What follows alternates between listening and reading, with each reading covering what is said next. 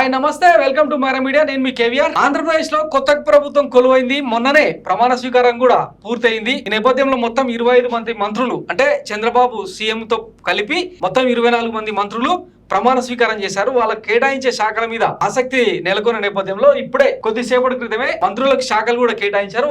ఎవరెవరికి ఏ శాఖలు ఇచ్చారన్నది మనం చూసే ప్రయత్నం చేద్దాం. Nara Chandrababu Naidu chief minister, GAD, law and order, public enterprises and all other portfolios not allocated to ministers. కేటాయించని శాఖలు public enterprises and law and order, GAD మొత్తం ఈయన దగ్గరనే ఉంటాయి. తర్వాత Konidela Pawan Kalyan, deputy chief minister Pawan Kalyan గారికి Panchayati Raj, rural development and rural water supply, environment, forest, science and technology. So ఈ కీలక శాఖల్ని పవన్ కళ్యాణ్కు కట్టబెట్టారు. తర్వాత నారా లోకేష్కి human resource development, IT, electronics and communication, RTG ఈ శాఖలు 3 శాఖలకు మంత్రిగా ఆయనకు ప్రాధాన్యత ఇచ్చారు. ఇక కింజారపు అచ్చెన్నాయుడుకు agriculture, cooperation, marketing, animal husbandry, dairy development and fisheries. Kollu రవీంద్రకు మైన్స్ అండ్ జియాలజీ, ఎక్సైజ్ ఇవి కూడా కీలక శాఖలే. తర్వాత నాదెండ్ల మనోహర్కు food and civil supplies and consumer affairs. So పౌర సరఫరాల శాఖ, కన్జ్యూమర్ అఫైర్స్ నాదెండ్ల మనోహర్కు, జనసేన నంబర్ 2. పొంగూరు నారాయణకు municipal administration and urban development. So ఇది బతికిచ్చిరు అనమాట. ఏంది, పొంగూరు నారాయణకు విద్యాశాఖ కేటాయించలేదు. గత 2014 నుంచి 18 మధ్య పొంగూరు నారాయణ విద్యాశాఖను ఎంత భ్రష్టు పట్టించారో చూసినారు కదా. లక్కీగా ఈసారి municipal administration and urban development ఇచ్చారు అనమాట. ఇక అనిత వంగలపూడి మహిళకు హోంశాఖను కేటాయించారు అండ్ డిజాస్టర్ మేనేజ్మెంట్ అనమాట. వంగలపూడి అనిత పాయకరావుపేట ఎమ్మెల్యేగా గెలిచిన వంగలపూడి అనిత రెండోసారి గెలిచిన ఆమె, తనకు హోమ్ అఫైర్స్ ఇచ్చిరు and disaster management. Satyakumar Yadav health and family welfare and medical education, వైద్య ఆరోగ్య శాఖను సత్యకుమార్ యాదవ్కు కట్టబెట్టారు. ఇక నిమ్మల రామానాయుడుకు water resources development, Nasyam Mohammed Farooq law and justice, minority welfare, Anam రామనారాయణరెడ్డికి ఎండోమెంట్ అంటే ఆలయాల శాఖ, దేవాదాయ శాఖను ఆనం రామనారాయణరెడ్డికి కేటాయించారు. సో ఇది ఒక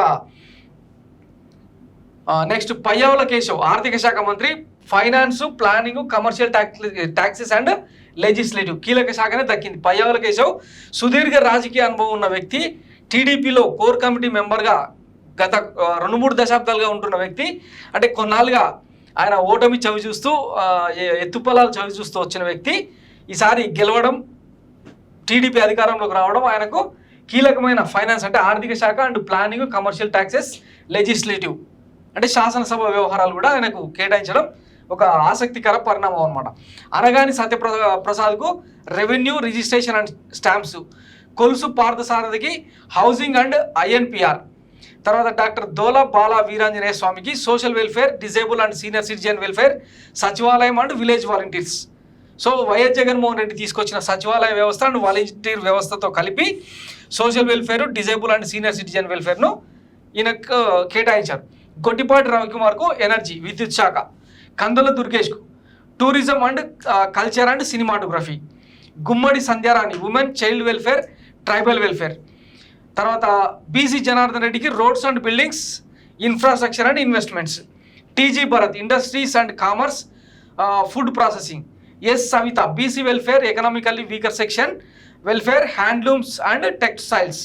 తర్వాత Vasamsetti Subhash labour, factories, boilers, insurance, medical services. తర్వాత Kondapalli Srinivas MSME, SCRP, NRI empowerment and relations. తర్వాత Mandipalli Ramprasad Reddy transport and youth and sports. So ఇవి మొత్తం 24 మంది మంత్రులు చంద్రబాబు దగ్గర ఉన్న మిగిలిపోయిన శాఖలకు సంబంధించిన వివరాలు. సో మొత్తం మీద కొత్త ప్రభుత్వం కొలువైంది, మంత్రుల శాఖలు కూడా కేటాయించడం జరిగింది. మరి గత ప్రభుత్వం అమలు చేసిన విద్యా వైద్య రంగంలోని సంస్కరణలు కొనసాగిస్తారా, వాటిని ఏమైనా మడత పెట్టేస్తారా?